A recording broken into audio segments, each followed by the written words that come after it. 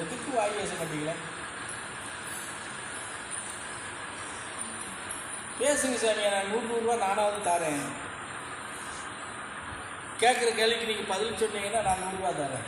பொய்யில்லை. சரவணா அந்த சின்ன டப்பாவில் ஒரு 100 ரூபாயோ 2000 ரூபா எடுத்துக்கோ.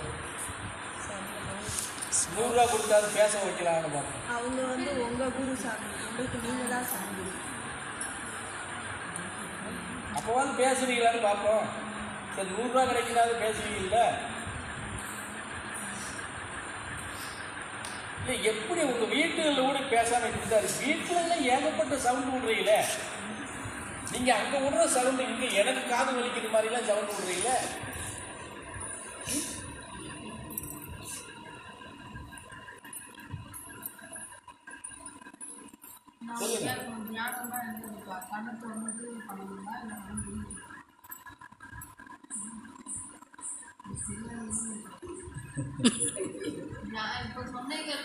கண்மூடி தியானம் மண்மூடி போயிடும். நாங்கள் தியானம்னா அடிப்படை என்னன்னு இப்படி என்ன தெரிஞ்சுக்கிட்ட நீ எப்படி பண்ணணும்னு கேட்குறேன். எனக்கு சொல்லு.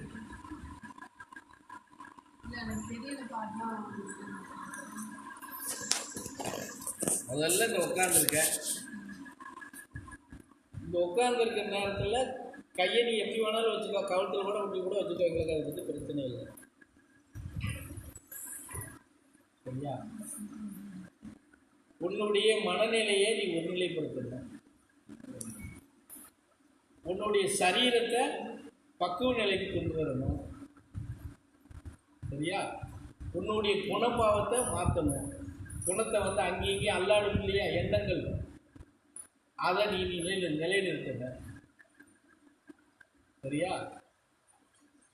இந்த 3 சரியான பாதையை கொண்டு வந்ததுக்கப்புறம் இது உட்காந்துருக்கிறது வந்து கூணல் விழுகாமல் நிமிர வச்சு பழகணும். புரியுதா? அதுக்கப்புறம் தான் தியானம் எப்படி பண்ணுறதுன்னு கேட்க முடியும். இதுவே அடிப்படை தெரியாமல் தியானம் எப்படி பண்ணுறதுன்னு கேட்டால்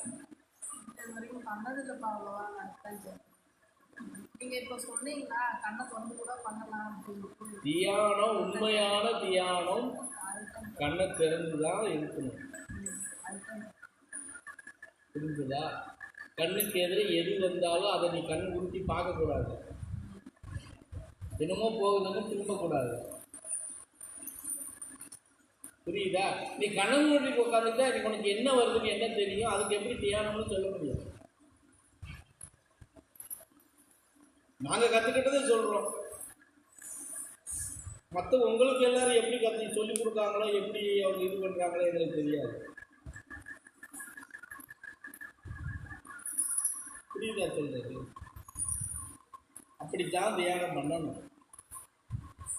நீ மனநிலையை ஒருநிலைப்படுத்தி வந்துட்டாலே நீ வந்து அந்த நிலையில தியானம் பண்ணலாம். பண்ணணும் வரணும்ல. நீ உட்கார்ந்து சங்கரான்னு கூப்பிடும் போது தான் ஆதி காலத்து பழக்கமெல்லாம் உள்ள வரும். பக்கத்து வீட்டுக்காரன், எதிர்த்து வீட்டுக்காரன், சொந்தக்காரன், அவன் இவன் அத்தனை எல்லாம் அப்போதான் வந்து நினைவு போகுது. சரி, நீ எங்கே 3வது வந்து சங்கரான்னு சொல்ல மாட்டிய?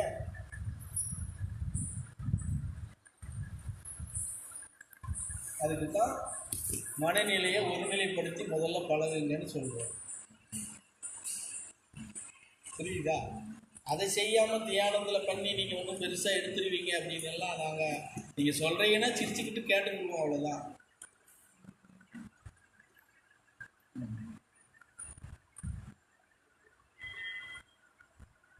இந்த நேற்று கூட சொன்னல்லப்பா, நீ எவ்வளோ நேரம் உட்கார்ந்தா மனநிலை ஒருநிலைப்படுத்தி சரீரத்தை நிலைநிறுத்தி நீ உட்காந்து தியானம் பண்ணால் 3/4 மணி நேரம் பண்ணால் 1 நிமிஷம் கிடைக்கும். அதுக்காக நான் 3/4 மணி நேரம் தியானம் பண்ணேன், நான் பெரிய ஆன்மீகவாதிகள்லாம் சொல்லிட முடியாது.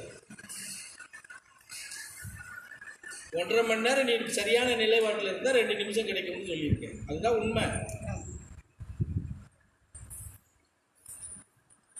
நீ தான் 20 நிமிஷத்துலேயே இடுப்பு வலிக்கு, குண்டி வலிக்கு, எல்லா வலிக்குன்னு இப்படி ஆடி எழுந்திரிச்சிட்டு போயிடுவியா? பிறகு எனக்கு இப்படி நீ தியானம் பண்ண சொல்லுங்க.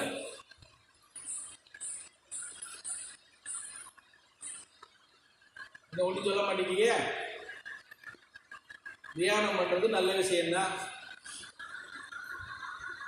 உண்மையாக தியானம் பண்ணால் நமக்கு ஏகப்பட்ட நன்மை நமக்கு இருக்கு.